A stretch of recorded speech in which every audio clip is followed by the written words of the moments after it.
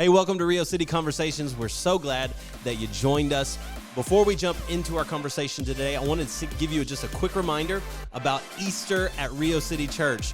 Guys, April 4th, it's going to be a great day as we celebrate the life, the death, and the resurrection of our Lord and Savior Jesus. It's going to be a great, great day. We've got stuff planned for the whole family. Your kids are going to love it. They're going to walk away with some Easter prizes. They've got all sorts of things going on back there. They are going to love it. They're going to have a blast. And then your whole family, we've got a free photo booth with professional photography so that you can create a memory. It's going to be a lot of fun, but most importantly, we're celebrating Jesus and Him raising from the dead. So mark your calendars, April 4th. Join us at 10:30 at the Hilton Hill Country. It's going to be a great time. Well, we're going to jump into the conversation today. We've got Patrick Mankin, and then we've got a special guest, Jennifer Main. And she has got really, I believe, just some encouragement to give you today as we talk about this subject of healing. And so, man, if you're going through something, if you need God to heal you, or you've been praying for a long time, I believe the conversation today is just going to be an encouragement to you, and it's going to be help to you. So let's jump right in.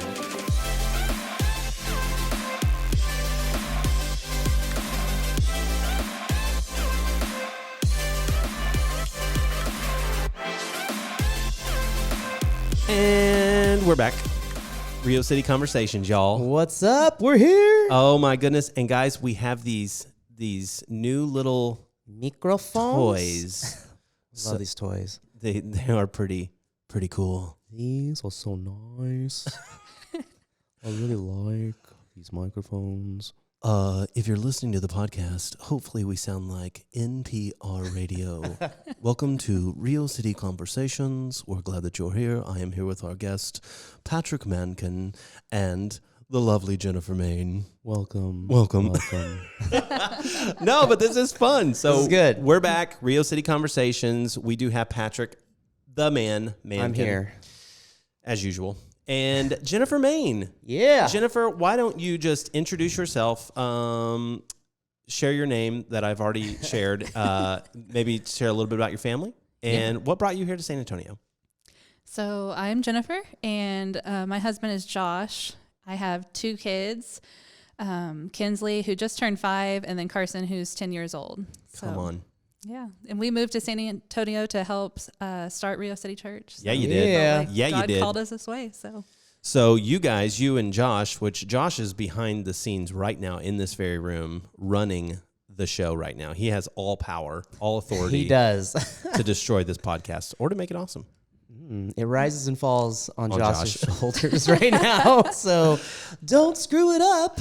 Oh, man, but you guys, No man, you've been awesome. I know for Ashton and I, my wife, we just so appreciate you guys, both of you, truly, but Jennifer's new to the podcast, so, Yeah. but having planted a church one time with you guys in Kansas City, and Patrick, you were there as well, but Josh actually was one of my first volunteers. I oversaw the production area, and then Josh was like the guy. I was like, oh, that guy looks like Drew Carey, and then he just somehow stuck around, and then joined us here, which is crazy. And you were there too, and you've been helping with my wife a lot too, and kids ministry and all sorts of fun stuff. So, anyways, It's been good. Glad you're here. So, y'all, we talked about healing on Sunday. That was a great service. It was very good. A lot of fun. Good to be back in worship together. And we talked about healing. So we've been in this series called His Name Is, where we're taking a look at the different names of God. And this week we looked at Jehovah Rapha. Rapha. I don't know if you got to say it like a Hebrew, like I'm not sure that that's how they would I don't say know. that. They probably wouldn't. Which means God is our healer. And so we talked a lot about healing.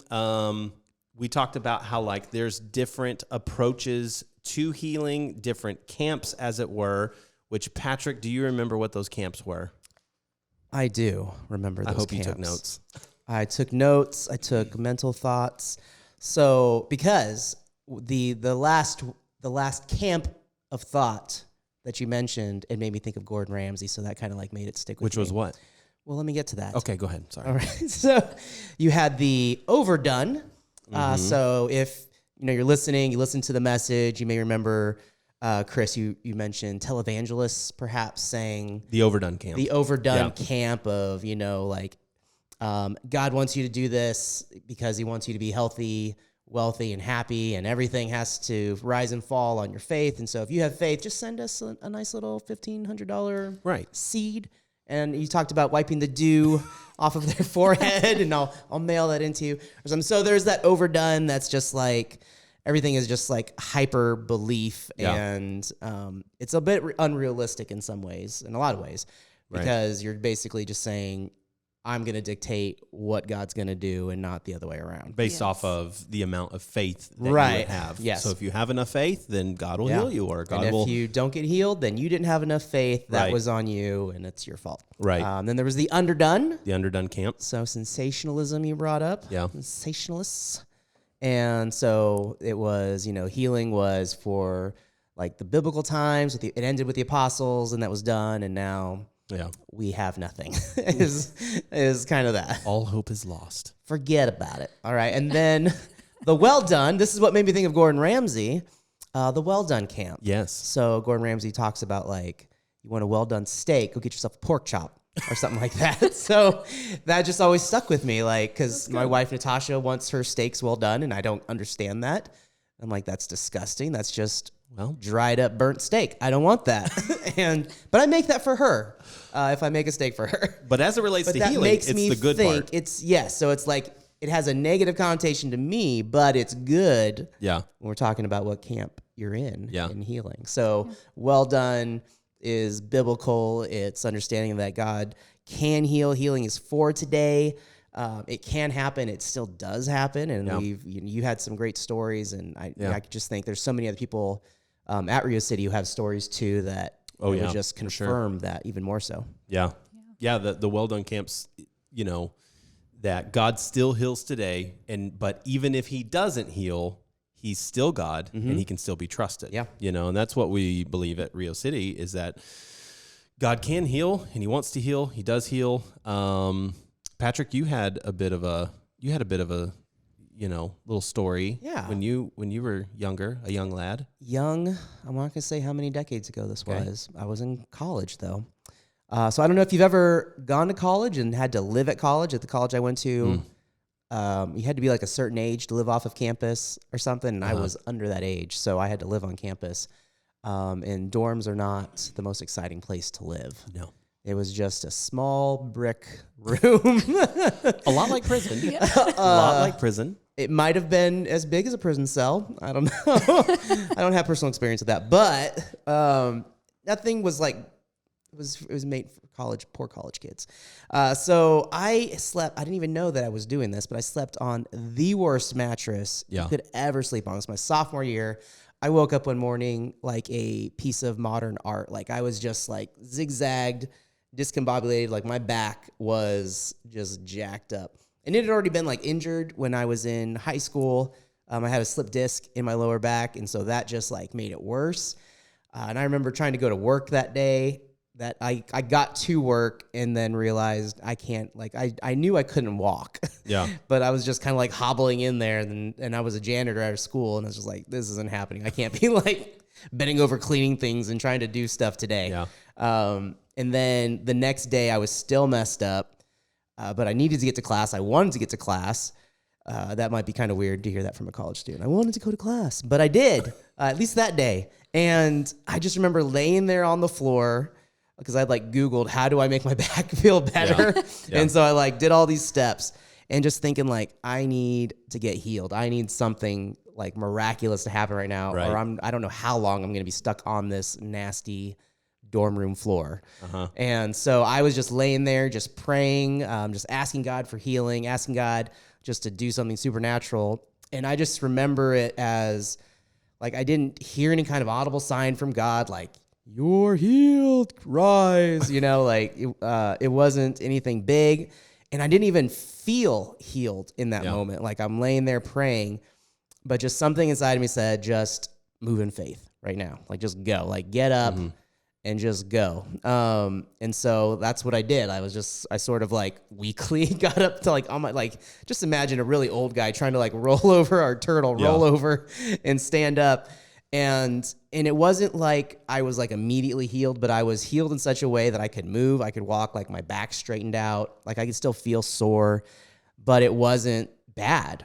And, it didn't like I still have a slip disc in my lower back. I'm not like healed from that, but God answered my prayer. He healed me so I could move, I could walk. And I say the majority of the pain, like 98% of the pain was gone. It was just kind of like, that's like awesome. I could feel the residualness of it, but it was like, it was done. I could walk. It was strict. And I went to class. That's awesome.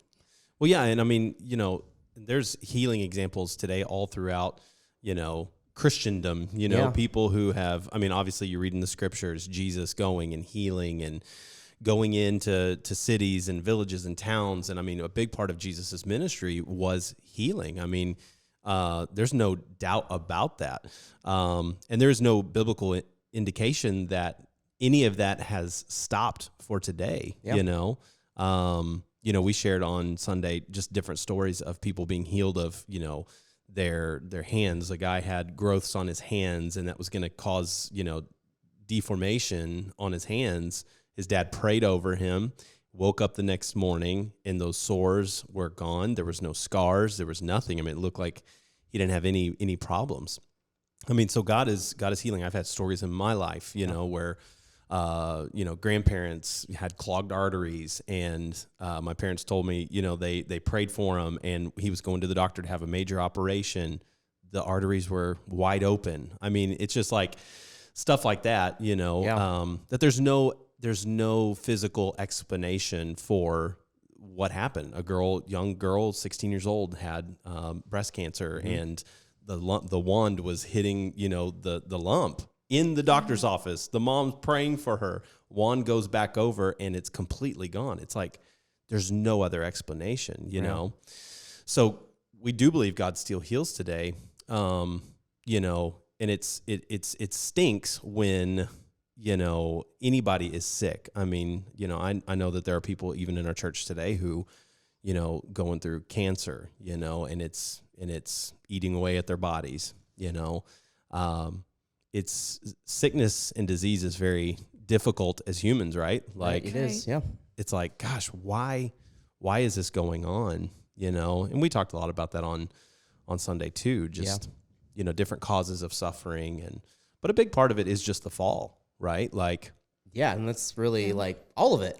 Yeah. It's like before there was sin in the world, everything was perfect. Everything was just the way it was supposed to be. And sin it's kind of crazy. Like this supernatural thing has a physical, like implication to it. Exactly. Like that. And you think of like, we're born as sinners. So it's a spiritual thing. It's like forever inside of us. Like we have it before we can even know about it. Right. And then it does physical things to us. Like, even babies are born with difficulties or something genetically is wrong, and it's all just because of that spiritual thing. Like it's nuts. Yeah. I mean, it's just the brokenness and the fallenness of our world. Like there's certain things in life that we just can't, there is no cause or effect, there is no explanation. It's just, it is what it is. And it's heartbreaking, and it is hard.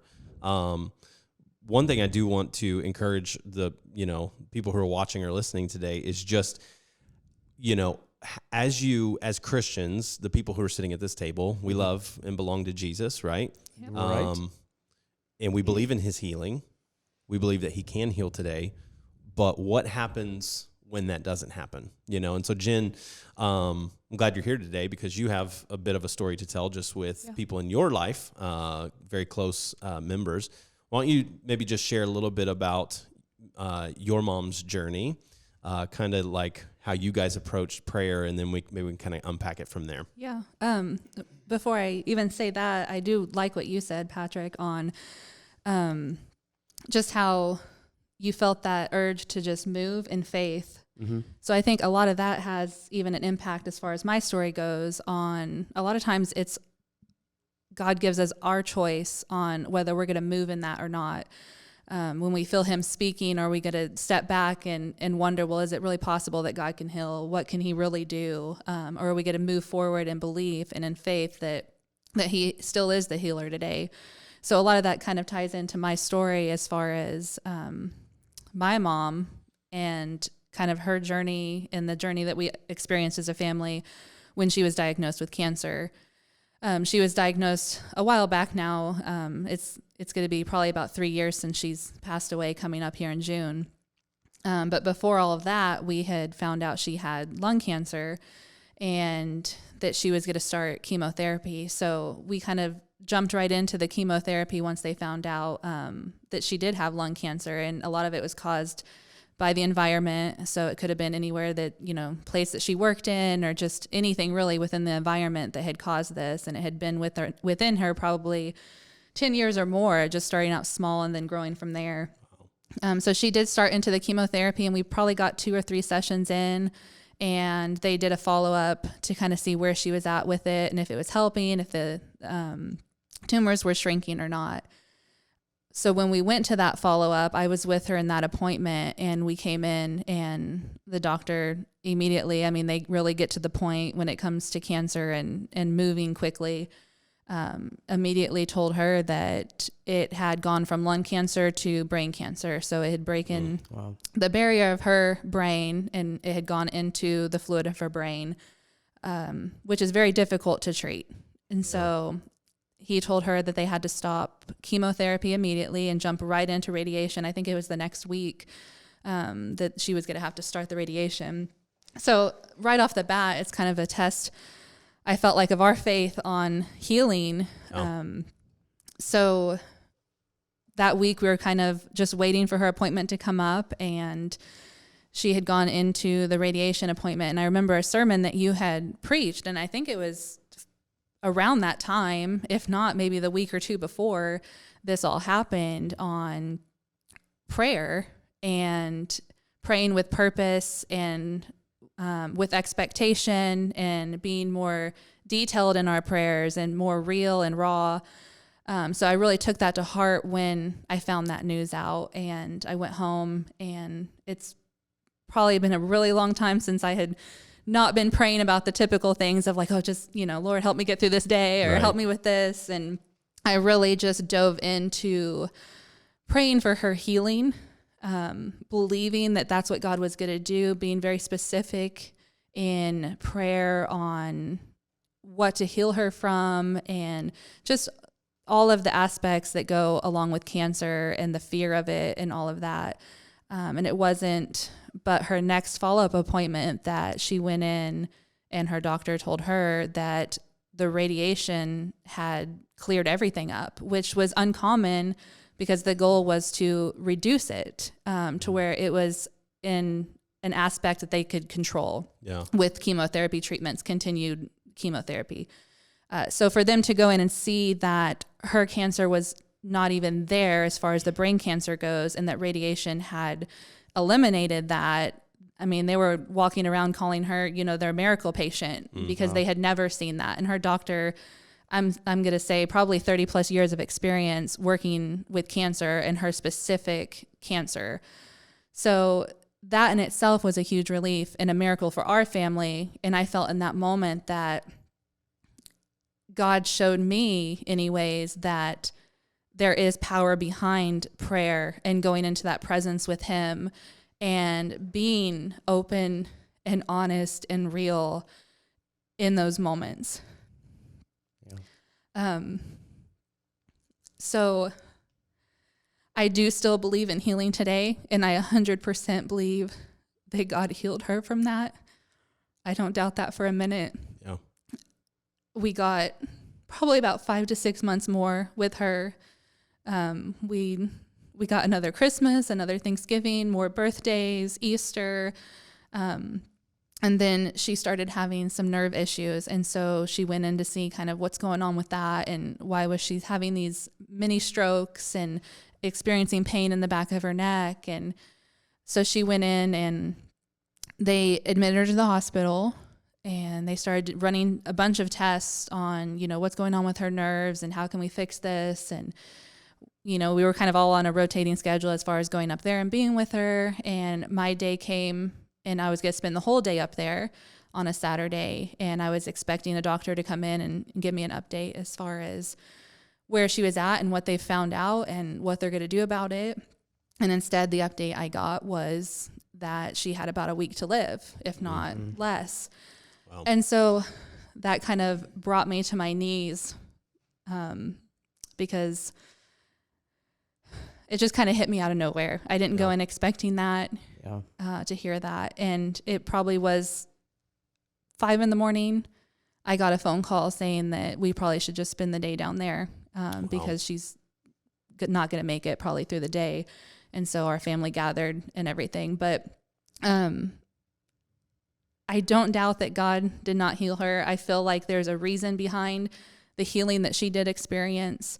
It gave us all more time with her, and I'm sure there's even more to it than that. And I believe that there's timing in the things that God does, and that there's a purpose behind it, and those answers we may not ever have. But I was left with a peace knowing that it was her time and that there was a reason for that. And I was very grateful for God's grace in those 5 to 6 months, because I felt like there was a reason he gave us all more time with her. Wow. So that's kind of the story on where I'm at with healing. I will say, as far as managing that, I still struggle with my emotions going up and down. And of course, all the grief process and everything. But I think the biggest aspect of that would be the day that she was passing away. My husband put on some worship music and sat it by her pillow. Sorry. No, you're totally good. Yeah. And immediately you could just feel the presence of God. Wow. And when she took her last breath, which was hard to go through as it was, the song Tremble came on. I don't know if you're familiar with that. And it was a song that was playing when she took her last breath and, went to be with Jesus. But I look and I hear that song, and I feel like from her aspect of it, it was him calling her home. And then also from my aspect of it, it was him reminding me that his peace was there. And that not only was it going to end with her, but it was going to carry over into the healing process for me. Wow. And so I don't even know if my husband knows that, but I've held on to that song. And there's a lot of times when I go through the grieving process that I'll turn that on, because I feel like that's God's way of saying and knowing that I might not have the words to say with what I'm going through right now and what I'm dealing with, but he knows. And he immediately meets me in that place. And a lot of it's through worship. And the song talks a lot about, bringing it all to peace. And, basically just God's light overcoming the darkness. And when the storm's surrounding you, that he brings that peace into our life. So that's one major way that I do deal with it, is being in worship with God, knowing that his presence and his peace is never going to leave me, even though my mom did. So that's kind of how I manage a lot, is through aspects like that, and spending time with God, and recognizing when I start to get emotional or grieving, or my emotions are getting up and down, that I need to be in his presence, to kind of bring myself back. That's powerful. To that, so good. Thank you for sharing that. Yeah.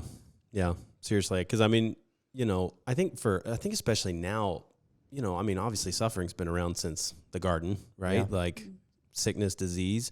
In our day today, obviously we're going through one of the craziest moments in world history with COVID, and a lot of people are very afraid. I think a lot of people are very aware of their mortality. Many people in our own city have tragically lost their lives due to COVID. So I just think that there's like this heightened sense of awareness of like, and just almost like this grasping for healing, whether that be through a vaccine or whatever. But the reality is Christians, God has, we believe in like God's given common grace to the world, through things like medicine and even healing for those who don't know Christ. I think that's just how good our God is that he does bring healing to the world. But bonus for Christians is the hope that we have for eternity, the hope that we have for heaven. And I mean, I remember very similar to you, Jen, like, I saw both of my grandparents, they were in hospice, in our room or in our house, and as a young kid, it is a little jarring when you see someone lose their life. But I saw 3 of my grandparents go on to be with Jesus, and very similar, when someone's knocking at death's door, but when they have the hope of heaven awaiting them, there is that peace. And excuse me. And I've seen it with my own eyes too. When there's not a fear, there's just this sense of like you said, it's coming home, and it's almost like you almost get a little jealous, where you're like, take me with you. Yeah. You know what I mean? I don't know about you guys, but today, but just through this whole last year, I have not longed for heaven like I have now. You know what I mean? Not like in a crazy, like, oh, Chris, are you all right sort of way, but just in a way of like that's the hope that we have. I mean, truly, at the end of the day, it's like, if we really believe in what we believe in heaven and in the Bible, in Jesus' teaching, like the promise that we have is complete and whole healing. Like you're going to see your mom again. Yes. And I actually have her fingerprint on my necklace, and on the back I had engraved on it the Philippians scripture on to live as Christ and to die as gain. Yep. Because it just reminds me of that. Like, I'm going to see her again. And I know that she's in a better place. Yeah. I've even had a friend tell me when struggling with this, or she didn't tell me specifically, but I heard her say it one day. She mentioned that if you want to be close to your loved one, that the closest you can probably get is spending time in worship with God, because that's what they're doing. They're forever worshiping God. And something about that gave me peace, knowing that when I'm worshiping, I know she's there worshiping. Yeah. And we're worshiping the same God. Amen to that. Yeah, that's good. That's so true. So. Golly. I don't know that we need to talk too much more on this. I mean, truly, because we do need to strengthen and mutually encourage each other through our stories, but just remind ourselves, like, of all, we serve a God who defeated death. We're going to celebrate Easter here next week. Yeah. Died, and even for the disciples, it's like, for them, they're thinking, well, that's it. All right. We're done here. Yeah. Then all of a sudden, it's like, hello, 3 days later, he's alive. Like, that changes the ball game, So I don't know. My hope for anybody watching this or listening would just be, man, be reminded of God's like, that was a point that we had, is just God may not remove the problem, but he will always bring his presence. And that is just a truth that we can hang on to no matter how hard it may get. Lean into his presence. He'll walk with you. Yes. But then constantly remind yourself, man, I got heaven awaiting me, and there's wholeness and healing there, So, well, I mean, we're coming up to the end here, so we gotta wrap it up. But Jen, thank you again, truly, for sharing, hanging out with us, talking. Yeah, so good. And we'll see you guys. I'll see both of you, and hopefully everybody else who's watching and listening to this, back at the Hilton Hill Country for Easter Sunday next week. Easter Sunday, April 4th.